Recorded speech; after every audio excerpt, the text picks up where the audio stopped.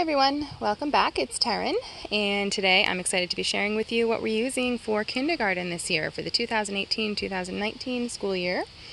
I have a new 5-year-old. She turned 5 at the end of July, and so we are doing kindergarten, and she's so excited. She was thrilled when this box came in the mail and she was able to open it and see all of her schoolwork, as she calls it. So I'm just going to share with you real quick what we're using. I will be going into more detail with some of these things in future videos, so be sure and subscribe so you get those notifications, because I'll be sharing with you most of the curriculum in detail and sharing with you how we're going to use it. But let me just show you quickly what we are using.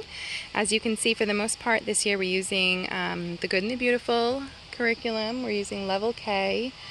And I will just jump in here and show you this course book. This is the bones of the curriculum. So this is the level K. And hopefully you can see this. We have included phonics, reading, spelling, literature, grammar and punctuation, and art appreciation. Sorry, I'm outside. So there's a little bit of a glare between the trees, but hopefully you can see most of this. So then jumping in here, I will leave links to everything down below, so if you miss something you can definitely look in those links. So we've got an at a glance and a table of contents to work on during the entire course. Phonics cards, sight words, spelling words, and poetry memorization. Oh, she's already scribbled a little bit in here. So, sorry, I'm not quite sure where there's not a glare here, but anyway, so we have an overview of all of the levels, pre-K through 10 here.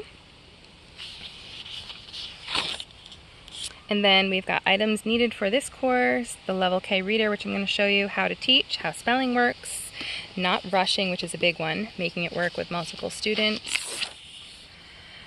And then the mini books. So before starting, I will say, make sure if you're considering using the Good and the Beautiful, their levels don't necessarily line up with grade levels. So just because your child is 5 does not necessarily mean you need to use kindergarten. Just because they're 12 doesn't mean you need to use the level 6. So make sure you take the assessment test, and I'll leave that link down below for you just so you can do it with your students. Make sure you take those assessment tests because they really don't line up. I have had to go up or down with a few of my kids, so just be aware of that. So it shows you how to use the phonics cards, and just because we're in that, here are the phonics cards. I haven't opened them yet, but these are the phonics cards for grades K through 2. And if you can see that, these are all the cards, 164 cards. Now grades K need to only use 1 through 58, and then it goes up for level 1 and 2. But if you do get the level K or the level 1 or the level 2, just know that you're going to get the same phonics cards for all of them. So there's that. I haven't cut those out yet, but those are theirs. How to organize the phonics cards. If you saw my preschool video, you know most of the cards, they just recommend using Ziploc bags, which I really appreciate. And then you'll label the bags learning, mastered, or not learned. So they make it super simple, which I appreciate. The child should work on sight words every day for just a few minutes. And I am just going to share a quick peek in here just to show you how beautiful this actually is. Lots and lots of art in here. I think it's gorgeous. My kids are so excited this year. So excited. Like, I can't even explain to you. This is actually the first year with my girls that we have used a set curriculum, boxed curriculum, maybe you'd call it. I've normally just kind of pieced together our curriculum for the past 8 years because we just use like a classical, a little bit of Charlotte Mason curriculum in there. So I've pieced together a lot of things, and they're just so excited to be able to use this year. So that's the course book. I showed you the phonics cards that go with it. This is mini books that come with it.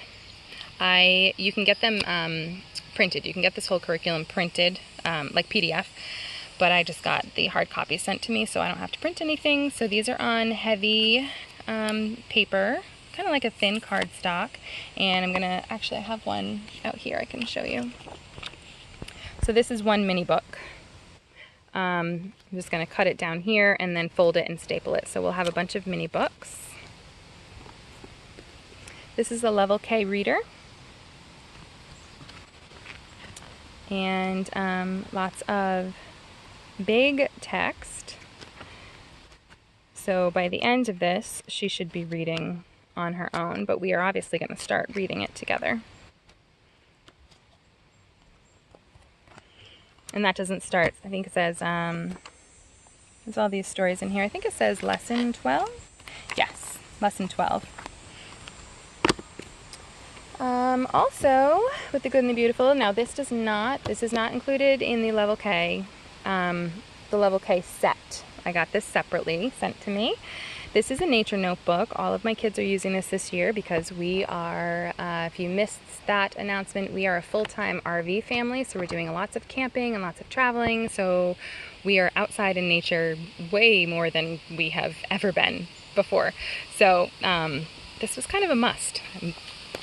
I don't know, we have to learn about nature because we have not been in nature that much, even though we've tried to follow a Charlotte Mason model. Anyway, so we have fall field notes, so it goes by season.